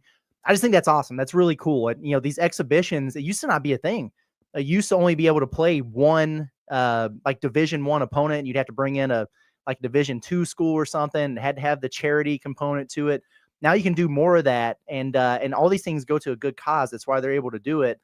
But I just wanted to shout that out, man, because like we we spent our morning at Children's, and like Wesley's fine, man. He had to get a couple tests done that he just had to go there for, but he's kicking like a chicken in there. He's good, but there's sick kids that were in there. Just seeing them, walking in and out, whether it's kids who have diseases or illnesses, or just little guys who fall and break their leg or their arm or whatever, walking around. It's just a lot of sad faces in there, and they need help and they need resources and everything, and that's what that kind of stuff goes to, man. So I just wanted to shout that out, because through all of the hoopla of the basketball team and our post game show and report cards and everything, I don't know that I ever mentioned it, and I should have, because that was really the entire point of the thing. So good on them for doing all that. Well, that's awesome, man. When I was a kid, I had to go to Shreveport to the Shriners Children's Hospital. And the reason I went is for my arm, which is this thing. Yeah. That's so that strange. sucker. I was there as a, and it wasn't a, life-threatening thing for me, but I remember having that same moment. I was like 6, and I'm looking around at some of these kids that have, literal one arm, some of them that have different, situations going on. It's just, there's just like a lot going on. It's kind of eye-opening. I just remember as a kid being like, I felt sorry for myself because I had a broken arm, and I'm looking at some of these kids that like won't grow their limbs back, and I'm like, dang, like that's, it really puts it into perspective. And so that's cool for you to have that experience. My heavy hitter is also a former Razorback who likes to come hang around in Fayetteville. He was in Fayetteville a couple of weeks ago. Got to talk to him at Bomb. He's Robert Moore, Bobby Baseball. You guys know him. Robert Moore is interesting, man. He's not interesting for the reasons that you guys think he's interesting. Because you think of Robert Moore, you think, oh, he's Dayton Moore's son, and oh, he's got the Christian Walkup song. But he was very interesting in the interview, and he talked a lot about his journey to Arkansas and kind of how it was very close to him never coming to Arkansas. In fact, he didn't want to come to Arkansas. He was pretty transparent about that, of like, he needed, like, DVH and Nate Thompson had to put on the full court, like, really sell him on it. And even when they did it, he was like, I don't really know if I want to do it. Then it kind of works out that way. COVID happens. And so we had a good, it was like 45-minute conversation. It'll be out on the Bombastic Podcast at 3 p.m. today. And I really had a good time talking to Robert Moore, man, and I hope you guys will check it out. But he is my heavy hitter on the cusp of making the big leagues with the Phillies. Maybe next year he'll make his debut. I know he's a huge fan favorite, so I'm hoping people will tune into that. Very cool. Yeah, it's big time. It's big time. Big Bob Moore. Never forget the Oompa Loompa chant that he had against South Carolina, and just cranked one out there. That was iconic. Great moment. Yeah, iconic. He hit 2 of them, right? 2 home runs in that game, I think. 2 home runs. It was like a 4-3 game that, like, he had 2 home runs and Kevin Kopps threw 5 innings. It was like that's just how they won. Yeah. Also, another real quick heavy hitter, and you may end up talking about this, Curtis, but just wanted to say, is this the correct? I feel the 68 has the top 10 SEC freshman here. It's SEC, but number one, a lot better. I'll just tell you that right now. It's a hell of a lot better. Yeah, I would debate the top of that. Nate Ament's he's going to be really good. He might wind up being the best pro, to come out of this group here, but he's not there quite yet. He's got to get stronger and more physical and settle in.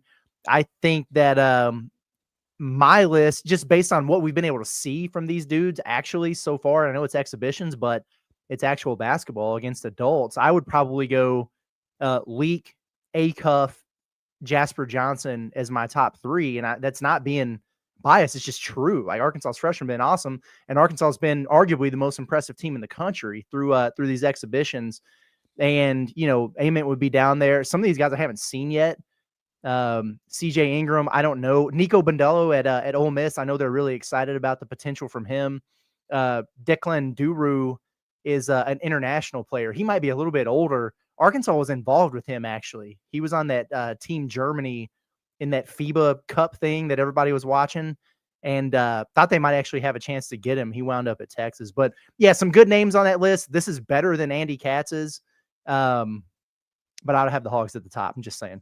I wish I had the name of who it was that put it out, but I saw some basketball Twitter account that was like, after these exhibitions, here are my top and this wasn't SEC, this was the entire country. Here are my top freshmen in the country. And they had Malik at 5, Darius at 6. And that was for the entire country, which I also thought was a step in the right direction and a lot closer to what my eyes are telling me is happening.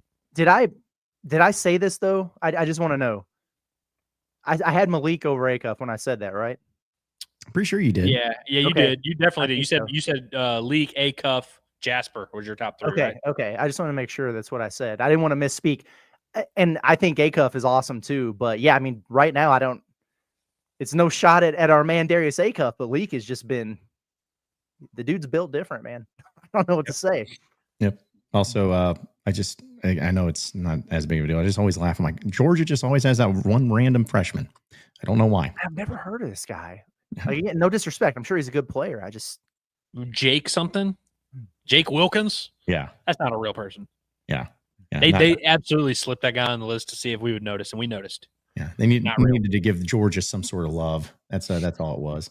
But we'll have your chats, folks, and everything too, and get into all of that before we close up shop. But we have to do our recruiting update presented by our friends over at Goat Lab Brewery and Goat Lab Red, as Dudley's going to bring that to us with some Razorback football recruiting news. I had a commitment yesterday, or a recommitment, however you want to call it. But before we do, we just want to remind everybody that Goat Lab Red is your new destination, your new game day tradition when it comes to a great spot to have signature brews, signature burgers, have great deals going on all the time. And it's at 1214 North Garland Avenue. And they're even open for lunch. So anytime that you go in there during the week at noon, you're going to see us. You're going to see Inside Arkansas going live on their big TVs that they have there. So they have just a great setup. It's a really cool vibe place. And you can get some of their signature brews like Razorback, Tusk Light. And again, the food is great. The vibes are great. And if you need a place to watch the game on Saturday or any basketball games this year, they're going to be open. So go there for your pregame and go there for postgame. Go there during the game. No matter what it is, do it with Goat Lab Red, your new game day tradition at 1214 North Garland Avenue. With that being said, let's go ahead and get into your recruiting update with Dudley Dawson. Covering recruiting and the transfer portal for the Razorbacks. This is Inside Arkansas Recruiting with Dudley Dawson.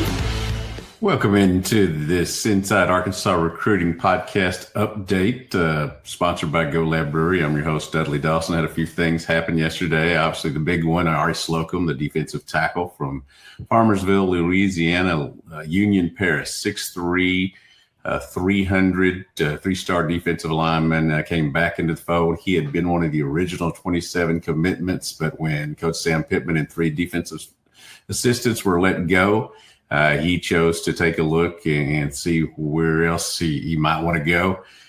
Did that, came and visited Arkansas last weekend again for the Mississippi State game, the Auburn game, and we'll be back this weekend for the Mississippi State game. But he decided to recommit on Tuesday, so Arkansas at 14 because Robert Haynes of Missouri City, Texas, the wide receiver, decommitted yesterday and wants to take a look at his options. So he'll do that. Arkansas is somewhere between 56 and 72, depending on the rankings. When you come to team recruiting rankings, obviously 16th in the SEC. December 3rd to December 5th is that early high school signing date. We'll see how things plan, but we'll keep you up to date as we go along. Again, this is Dudley Dawson with the Inside Arkansas Recruiting Podcast, sponsored by Goat Lab Brewery. And there you have it, Dudley Dawson. That man Dudley is so dapper, dude. I know. Come on. He looked like a young Jim Tressel out there, man.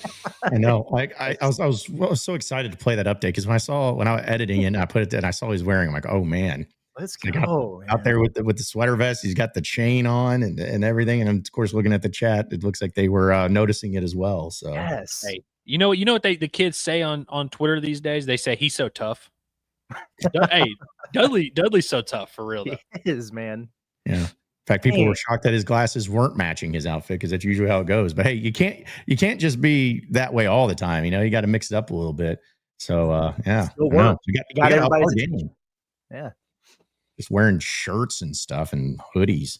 And we got to do something a little different here. But either way, it's good to hear from Dudley and appreciate him. We might need to consider getting Dudley on the Halloween episode. You think he's going to have a banger Halloween costume? He just strikes me as that guy. That's all I'm saying. Oh my God. Okay. I spent the whole show being like, cause I had like every morning I have like a list of 7 heavy hitters. I tell you who I forgot to make my heavy hitter. Isaac Tesla, dude. Did y'all, I know yes. I texted to y'all. Yes. Maybe let me, while I'm ranting here, I'll pull it up. Isaac Tesla had maybe the best Halloween costume I've seen this year, or at least among like people in our sphere. But the Detroit Lions, they had a Halloween party last night, it seems. They had some good ones there. Did y'all see Jahmyr Gibbs was Jeff Hardy? I did see that. Yeah. I did not see that, but that's awesome. Yeah. I think it was a Monroe St. Brown that was like, his Instagram story is just all of he took pictures of everybody, and Tesla pulled up in that Prince. Yes. I got it for you, Andrew, so you don't have to worry about it. So thank God. Yeah. My computer was going to die if I did it. Yeah, that's why I was just like, I'll just go ahead and knock it out real quick. So yeah, but this is that's now. I don't think he put anything on his face. He put a mustache. I think, but he does look a little bit not the same shade as usual. What are you trying to say, Andrew? I think he's in the clear. I'm just. I think he's good, right? Is it just our generation that remembers Prince the most for the Dave Chappelle skit? Because he was a brilliant artist, Right. And I know my dad, which he would watch Chappelle. In fact, we might have watched it for the first time together. But he had all the the albums and everything. But every time I see, especially this outfit right here, all I can think about is game blouses, computer blue. What's funny is I didn't even really think about the Chappelle skit. I kind of forgot about that. But now Prince is also Midwestern, right? He's from Minnesota. Yeah, he's from Minnesota. Okay, so I bet he's I know Tesla is from Detroit, Michigan, which is not Minnesota, but I bet Tesla grew up a huge Prince guy. Yeah. Well, I was gonna say the three reasons I remember Prince is, one, my sister was a diehard fan of Prince, my older sister, so she would have the tape deck of when doves cry and stuff. And then the second one is the Batman '89, because he did the soundtrack for Batman '89. That, and then the third thing is, as you said, the Chappelle show of because that's and that's what's so stupid is the reason I know the Minnesota angle. He's like, why don't you bathe yourself in the waters of Lake Minnetonka? It's like, what? I didn't know what that meant when I was watching it in ninth grade, or did you guys want some grapes? It just game blouses, just all those quotes. And I'm like, poor Prince. I mean, rest in peace, great artist, as you said, Curtis. But I'm like, that's probably, how many people probably came up to him when he was ever actually out, and they were all just like, pancakes, and just saying the Chappelle show skits. Same thing with Rick James. It's like, no kids don't know who Rick James is, but because of Dave Chappelle, that's why. That's great, though. Hey, guys, I have good news to report. What's up? Magic Johnson is back to tweeting like AI Chat GPT. You remember when he went through that phase where he was he would just tweet out the most generic updates? Here's what he just said. And now, of course, he's connected to the Dodgers. He says, with the series being tied 2-2, Game 5 is very important. Whichever team wins can take control of the series! ! I mean, you don't get that analysis everywhere. You heard it here. Also, the owner of the Dodgers, one of the, I know he's a minority owner, but one of the owners of the team just being big game coming up, guys. Jeez, man. Yeah, it's riveting analysis. All right, so a few chats here. Dylan just says, Curtis, what exactly happened with Arafan dying? Arafan Gian. Well, I guess he announced his commitment date, which, man, we've been all over that. I just got a tip that he was going to try to commit on his birthday, which I found out was November 19th. And I guess he's holding to that. So a little less than a month before he announces. I think what Dylan's asking is where did the momentum go for Arkansas? Because they've had a lot of it. Well, he's had some visits since then. And, part of it, he had his last visit to Houston. That's kind of been the perceived leader the entire time. Although I think Arkansas has been way more in the thick of it than maybe a lot of national folks think. I know they've certainly been excited about their chances. I think part of the shift is that, and part of it is this is Indiana's fault. They had so many whiffs on top targets that my understanding is they just took all of their whiff money and they put it in the Arafan pot. So whatever they had for 3 guys, they're all pushing it into one. And that's up the ante a little bit. So I know they've gained some momentum in the conversations because I think they've got a sizable NIL deal and everything out there. It's just trending in a different direction right now. But he's got 3-4 weeks or whatever until he makes a decision. Still plenty of time. Cal, I imagine they're going to fly up there to see him. There's time to make up some ground. But right now it's kind of gone from starting to feel like maybe a neck and neck with, Arkansas and Houston to now Indiana's in the picture, and he's fresh off that official to Houston, and they had him, blinged out with all the championship rings that they haven't won, but it's Big 12 championship rings or whatever. Sounds like that went really well, which is unsurprising. But the visit high has to wear down, just like it does when these kids come to Arkansas and like, man, it was great. Dang, I'm surprised he didn't commit on the spot. And then you give it a week, and it's like, okay, so now everybody's kind of calmed down.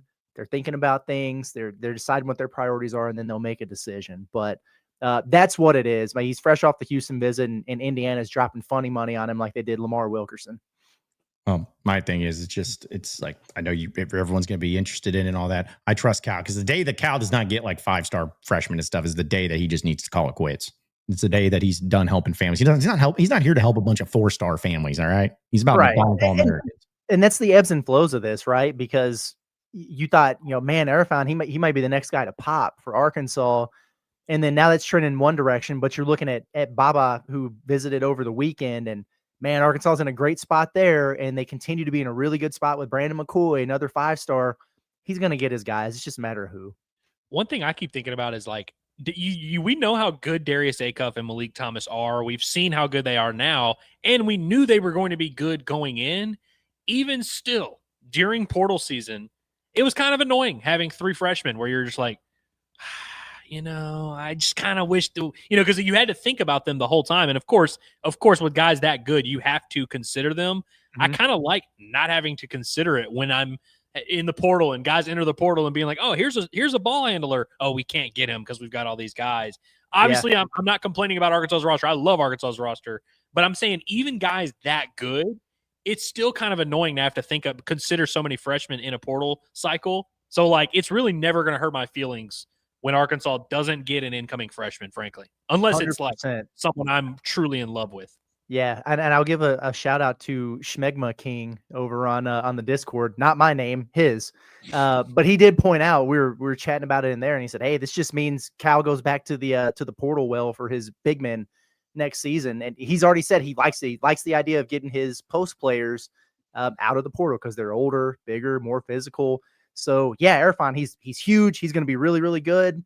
If you don't get him and you get an experienced, proven senior transfer to replace Nick Pringle or whoever's going to leave, okay, great. And then we have something to talk about during portal season, because otherwise we thought that they were going to get like 4 or 5 guys out of the portal last year. They got 2. So we know that it can be a whole lot of talking and not a lot of action come portal season when it's a Calipari team. So yeah, I'm with you, man. If they miss or don't get on a couple front court guys there, good.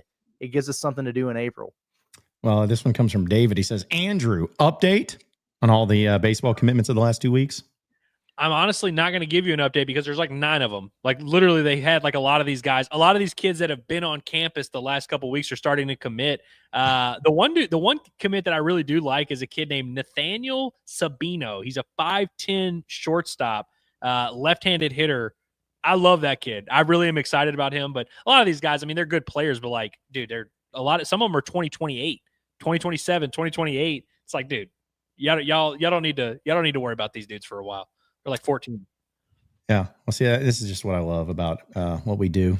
Curtis gets a basketball question. Andrew gets a baseball question. I get a student section question. These are our expertise. Yeah, it's what we know. It's what we know. But Finch says, John, can you please do something about the student section? Not the one in the chat, the legit one. They need to show up and show out like back in the day. Listen, I've said it on my Locked On a couple times. I'm like, I am fully offering my services to help out in any way possible, just to like do the little small tweaks to make not just the student section, but just the arena atmosphere better. But yeah, student section has been rough. It's just like we talked about it, that exhibition game, everything's just awkward because no one knows what to do. It's just very strange. And so, I mean, I don't know. The student section, first off, probably is not going to listen to me to be like, hey, dude, you're old. Shut up. And I'm like, okay, you're right. But it definitely needs to be better than what it has been. I don't know what's going to take. But if they want to come to me and say, hey, John, help, I will gladly offer my services. John Neighbors was the guy. Josh Teeter was the guy who followed the guy, and now nobody wants to pick up the crown. This is crazy.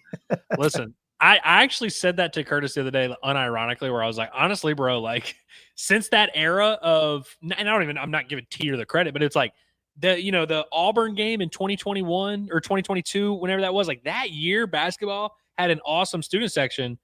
Ever since that year, it hadn't been the same, honestly. Yeah. Like how ironic is it that the better the program got, the worse the student section got? Like what kind of sense does that make? Like, you know what? I went through the Pelfrey and Anderson days, and I know Anderson wasn't terrible, but I'm like, you know what I would have done to have John Calipari as the head coach when I was a student at the student section? To be fair, John, Mike Anderson only lost like 3 home games during your college years. Like they never lost at home. But dude, yeah, you're right. The student section for those 19 and 13 Arkansas teams were absolutely out of this world. Yeah. And for some reason now it's like Cal's got here. We're just going to start mailing it in. Well, we got super chat. Arkansas's got to give us his power rankings update. We got the bottom right. Arkansas is finally there. Yeah, well, I mean, so Bama's number 1, then Vandy, 2, 3 Texas A&M, 4 Georgia, 5 Ole Miss, 6 Tennessee, 7 Texas, 8 Oklahoma, 9 LSU, 10 Missouri, 11 Auburn, 12 Florida, 13 Mississippi State, 14 South Carolina, 15 Kentucky, and 16 Arkansas. I think this is some of your best work, man. It's good stuff right here. I agree with Bama. I agree with Vandy. I mean, hell, they've got like I know LSU is what they are now, but at the time that was a top 15-ish matchup or whatever. You won. You turn around, you get Missouri. College Game Day comes in there. You win. Their only blemish is, I guess, to that Bama team. They're for real, man. A&M right there in the thick of it. Yeah, I like all that. Do we agree at this point though that Arkansas's at the bottom? Yes. I mean, it's either them or Kentucky. Take your pick, but I think so. They've earned their spot, and Kentucky, by the way, hasn't been playing well. They didn't play Tennessee as well as Arkansas, but like they're still Texas to overtime. Yeah, they're still hanging in there though. You know, they're still competitive. My only qualm, honestly, is I think A&M should be above Vandy. Frankly, yeah. I can go either way. Who else A&M beat? Because they beat the hell out of LSU, but they just ain't lost. Which they are undefeated. Yeah. Doesn't mean much, because again they haven't gotten a ton of marquee wins. But I mean the way they beat LSU pretty bad. I know that was a quitting LSU team, but I thought that was a really impressive performance in Death Valley at night. Like that was impressive. Yeah, they pounded him submission. I was starting to think about like, man, how do you have Mississippi State at 13 so much higher in Arkansas? But then I started thinking about it makes sense because Arkansas, like all Mississippi State, Kentucky, and Arkansas are all defeated in the SEC. The only difference is Arkansas is the only one of those to lose to a bad team. Exactly. And Auburn plays Kentucky this weekend. Yeah. So yeah. And then obviously Arkansas's got Mississippi State. There's going to be some change at the bottom next week. Yeah, Arkansas. Like that. I mean, the team in last place may very well remain there, but there's going to be some changes in there. It's also funny the fact that the last SEC win that Arkansas had was Mississippi State, and the last SEC win that Mississippi State had was Arkansas. And it's just the way it is. It's what we got to deal with. A few more whatever y'all shaking your head at, I don't even want to read it. I'm just going to stay here. So I haven't been paying attention to the chat because I was honestly dialed in on the power rankings. Now I'm looking over at the chat and I'm like, dang. John, don't look. You've been nominated for the entertainment director, which someone has shortened to ED, and it's just been 10 minutes of. Yeah, you got to find a new title. It can't be called entertainment director. It just got to be called something different. Yeah, I just love that something like that I didn't even say or a title that I came up with got titled that, and then it got ran with, and then suddenly it's just like, John is ED. It's like, yeah, it's a fun game to play sometimes in the chat where I'll read one and I'm like, okay, how'd they get there? I have something to say. What? Andrew, I haven't even told you about this yet. I have now officially witnessed one of the John Neighbors Arkansas sporting event bathroom encounters. Oh, yeah. Really? It happened at Bud Walton Arena. It was a female who had walked out of the women's restroom as we were going towards the men's at halftime.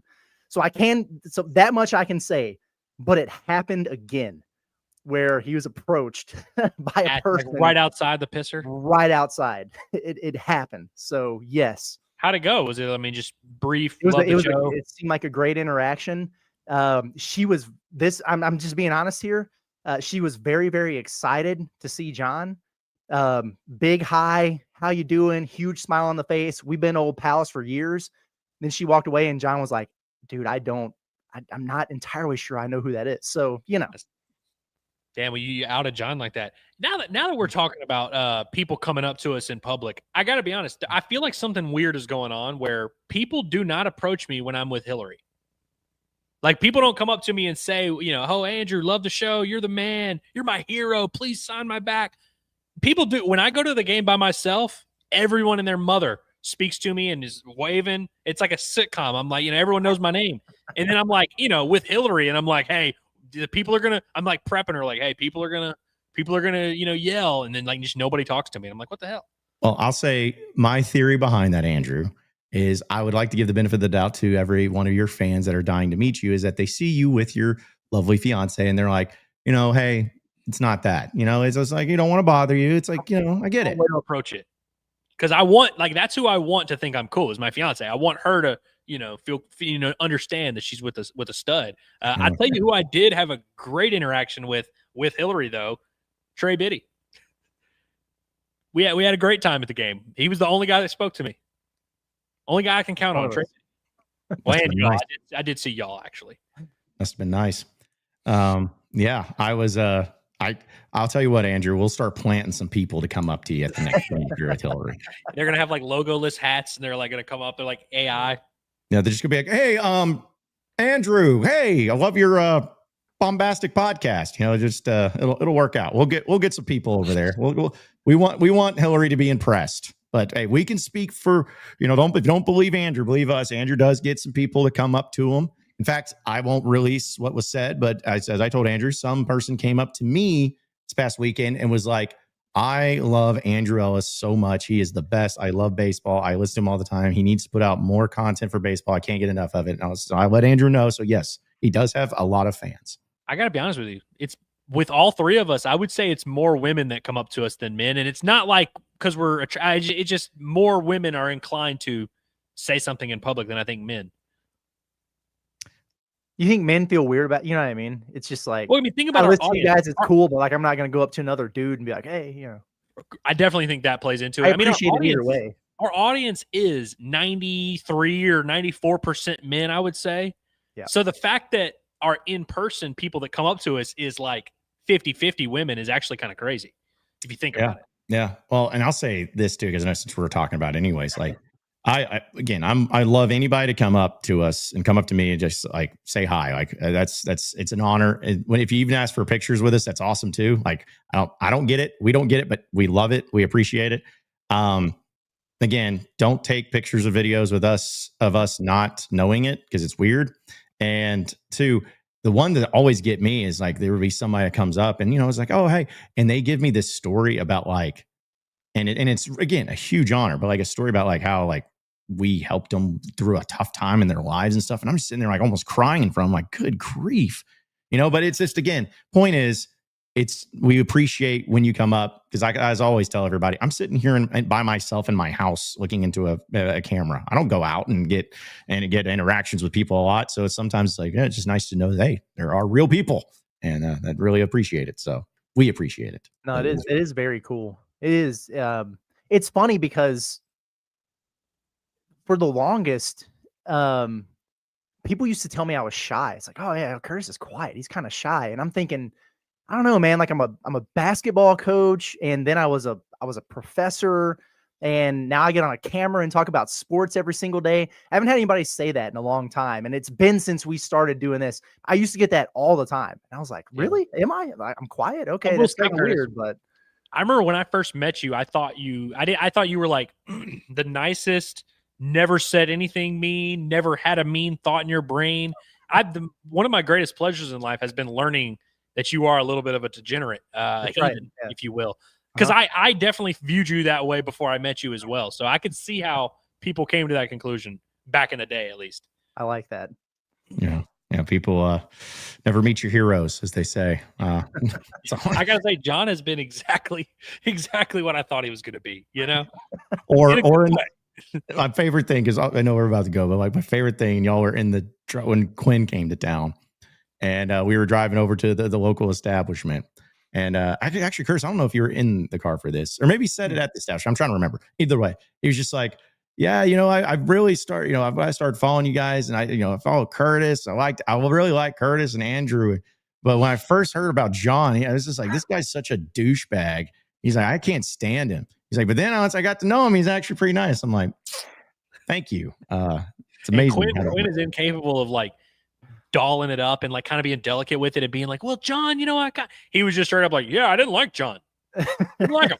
Yep. And he's like, he's a douchebag because he always would like talk trash to our program. I was like, okay, well, that's because you guys are easy targets. We love you, Quinn. But it was during the time, I think, was what he talking about when I was making fun of Auburn fans when the whole Super Bowl thing, when Arkansas beat them when they were number one. It's like, oh, Super Bowl. And I'll never forget the funniest tweet I got from like a legitimate like Auburn fan. All this. He's like, because you just don't have one of these. It was a picture of their one Final Four banner in their stadium, and it was by itself. And I'm like, ooh, wow, you're right. I don't have one of those, even though Arkansas has had just as many Final Fours almost as you guys tournament appearances. But sure. Anyways, it's all in good fun. Well, Quinn, I'm glad that you got over my douchebaggery and we're able to say it was nice. All right, real quick, just a few more here because I keep getting started up. Out of Burn says Professor Wilkerson. Yeah, no. Okay. I mean, technically, but You were a professor. I didn't deal with that. I was on first name basis with people. And at the time, I was like 25 or whatever, doing that at the time. You know what I mean? So when I was coaching, they would just call me coach. But after that, I was like, it's Curtis. Like, no Mr. No, it's weird. I still feel that way. So Also, Hayden Ulmer says y'all are so intimidating. That's why we don't approach. Shut up, Hayden. relax for you. Yeah. Hayden, who's had numerous beers with us. Yeah. And also shout out to Hayden because he's one of the guys that was in my presence when they had that interaction with that guy that was literally telling me how much he hated me and how much he like hated my podcast and he doesn't listen. Like Hayden was in there for that. I'm like, yeah, it's really uncomfortable. It's really weird. Okay, just a couple more real quick. Our guy Trey says, speaking of Anthony Black, what's the update on Beckham Black? He exists. And he'll be playing college basketball somewhere in 2 years. Maybe Arkansas. Is he high level enough for John Calipari's squad? There was somebody that posted like a graphic of him. It wasn't a top 3, but they like posted a story about Beckham Black and put 3 logos on the picture. And it was Arkansas, Kentucky, and someone else. Yeah, like the schools, probably recruiting him the hardest or whatever. And yeah, but they definitely tried to frame it like it was a top 3. And so I remember seeing it and I was like, oh, did he cut his list or something like that? And it was very much not that. Yeah, and Cal's been out to see him. They've offered him. Obviously, he's visited a number of times, including since Cal's been here. So yeah, and he's legit. It's tough when like Big Bro was a Razorback and he was a McDonald's All-American and a lottery, all those things. But Beckham's really good in his own right. I think the last time I looked, someone had him like as high as 17th or something in the country. So he's really good, man. But yeah, he's definitely of the tier of the caliber of player that John Calipari could bring in. So yeah, we'll be watching it for sure this time next year. And we'll go ahead and say that it's another, well, I guess no, I can't do that anymore. Never mind. I was going to say it could be like another family thing that Cal's coached, which I know that Anthony Black was not coached by Cal, but I'd force the issue. I'd make it something like, hey. Yeah. Anthony Black would quickly become a Cal guy. Yes. I mean, he's here as often as he is here. Like, I don't know how often he's in USC. No offense. I'm just saying, like, but he's an Arkansas guy. All right, guys, any final thoughts before we roll out here for the day? What is today? Wednesday? Wednesday. No, I got nothing. Okay. I got nothing. Thanks, everyone. Yeah, no, I don't have anything either. Other than tune into the Bombastic Podcast 3:00. It's going to be an absolute banger. There you go. The only thing I have is that we'll have more to say about it. About a week from today, we will be live at Blue Ember Smokehouse up in Rogers. So that's going to be happening again, first Wednesday of every month. But next Wednesday is the first Wednesday of November. That's how crazy fast it's moving. We're getting closer to the end of the year. It's insane. But either way, be sure to come out and hang out with us then. And that'll do it for us today. Subscribe to us here at Inside Arkansas. Be sure to follow all of our podcasts wherever podcasts are found, whether it's Inside Arkansas Live, Pod at the Palace, the Bombastic Podcast, Inside Arkansas Recruiting Podcast, all that great stuff. Follow us on social media at Inside Arkansas. Check out our website, insidearkansas.com, for all the latest and greatest up-to-date information. We'll keep it going from there. That'll do it. For Andrew Ellis, Curtis Wilkerson, and intern Cameron, I'm John Neighbors. Same sports show, same sports channel tomorrow at noon. Have a great rest of your day, everybody. We'll see you then.